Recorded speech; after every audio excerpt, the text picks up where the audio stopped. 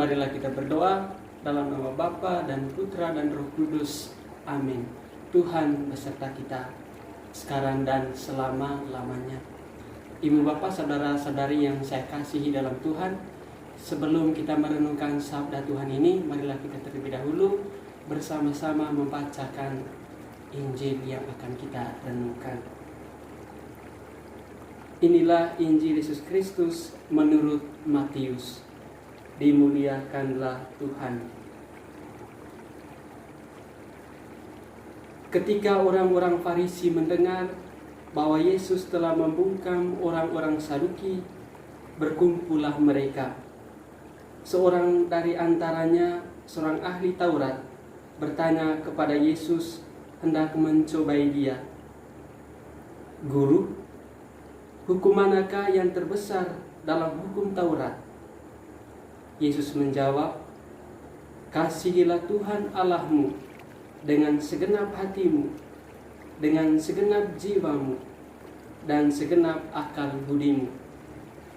Itulah hukum yang utama dan yang pertama.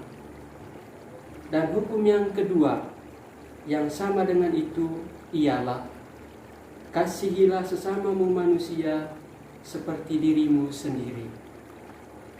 Pada kedua hukum ini tergantung seluruh hukum Taurat dan kitab para nabi. Demikianlah Injil Tuhan.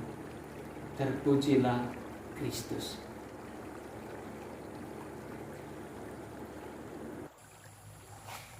Ibu bapak, saudara-saudara yang saya kasihi dalam Tuhan. Dalam bacaan suci yang barusan kita dengar bersama, Yesus dengan penuh wibawa dan sangat tegas berkata di depan orang Farisi dan juga kepada kita bahwa hukum yang paling utama dan paling mendasar adalah hukum kasih. Kasih kepada Allah dan juga kasih kepada sesama. Yang menarik dari pernyataan Yesus bahwa Yesus memberikan nilai dan kualitas antara kasih kepada Allah dan kasih kepada sesama itu sama dan sederajat. Yesus tidak menitik beratkan salah satu, ini yang paling besar dan ini yang kurang, tetapi kedua-duanya sama. Hal ini mau mengatakan bahwa kasih kepada Allah mengandaikan kasih kepada sesama. Kasih kepada Allah itu harus diwujud nyatakan atau harus ditindaklanjuti dengan kasih kepada sesama. Kalau kita sudah berdoa, bersujud di hadapan Allah, hendaknya hal itu mendorong kita untuk kemudian keluar mewartakan kasih itu kepada sesama, kepada orang di sekitar kita, atau kasih kita kepada sesama orang di sekitar kita hendaknya terinspirasi atau lahir dari kasih kita kepada Allah. Ingat bahwa baik kasih kepada Allah dan kasih kepada sesama tidak saling meniadakan, tetapi saling mengandaikan.